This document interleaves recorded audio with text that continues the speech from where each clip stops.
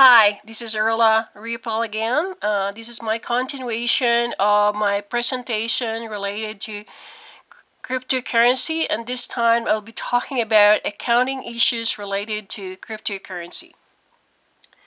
According to current ASPE standards, cryptocurrency must be analyzed. Since there are thousands of cryptocurrencies out there and develop continually, they have different characteristics.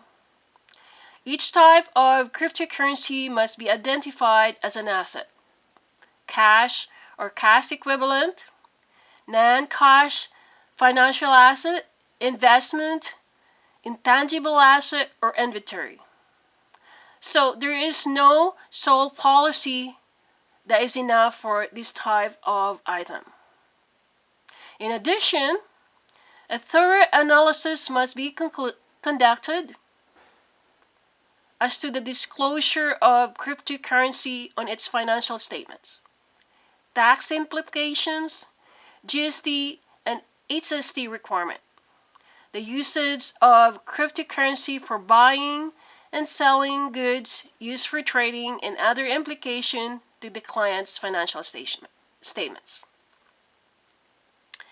Now, if cryptocurrency is analyzed as an asset, applicable ASPE standard to cash or cash equivalent, investment, intangible asset, or inventory must be implemented. Cryptocurrency can be considered as an asset if the economic resources controlled by an entity as a result of past transactions or events and from which future economic benefits may be obtained, according to ASPE standards. Also, according to the standard, if cryptocurrency is an asset, it is applicable to cash or cash equivalent, investment, intangible asset, or inventory. Standard must be implemented. Some large financial institutions in Canada and in the US do not recognize cryptocurrency on their credit card platforms. Therefore, cryptocurrencies represent a limited medium of exchange compared to most traditional fiat currency. Also, the constraints on liquidity of such cryptocurrency and their conversion to fiat currency is in existence.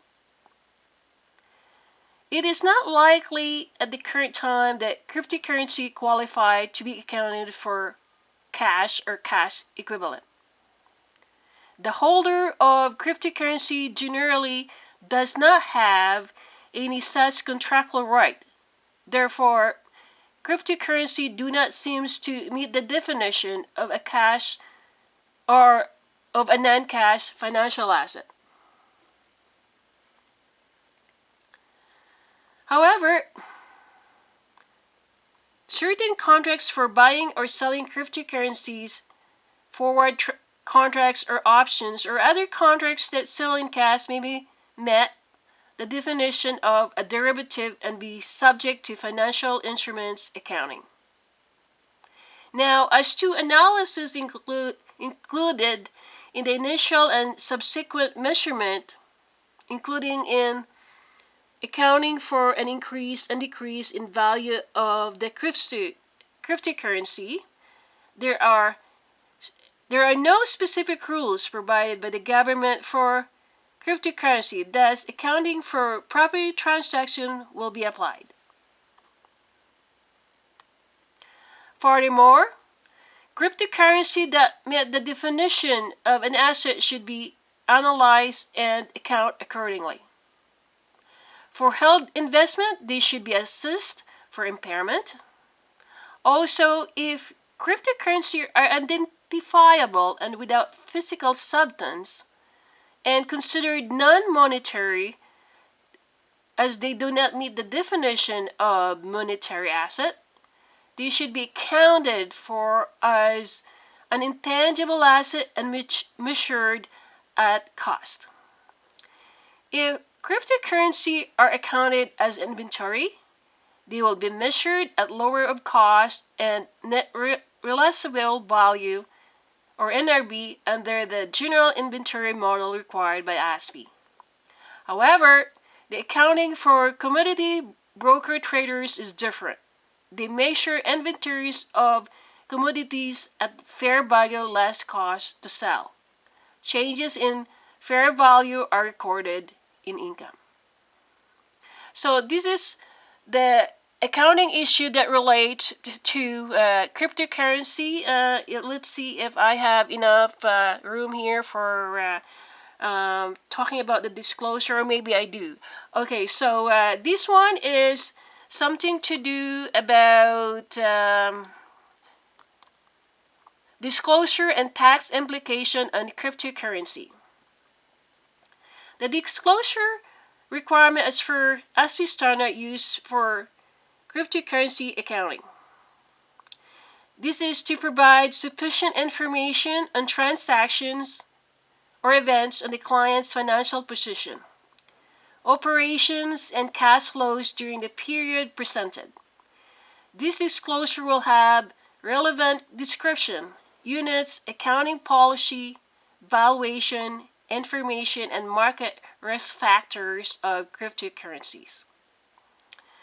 As to tax implication and how CRA 8 characterized cryptocurrency as a commodity, it is treated as a barter transaction for income tax purposes.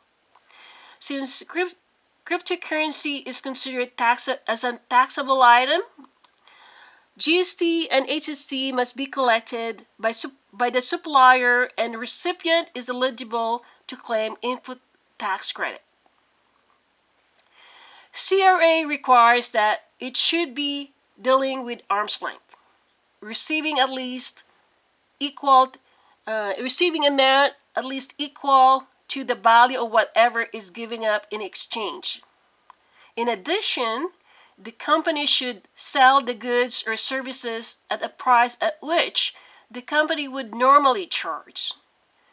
Whether it is a barter transaction or trading, a gain or loss will arise during disposition of the cryptocurrency. Therefore, the company needs to determine if it is an income or capital.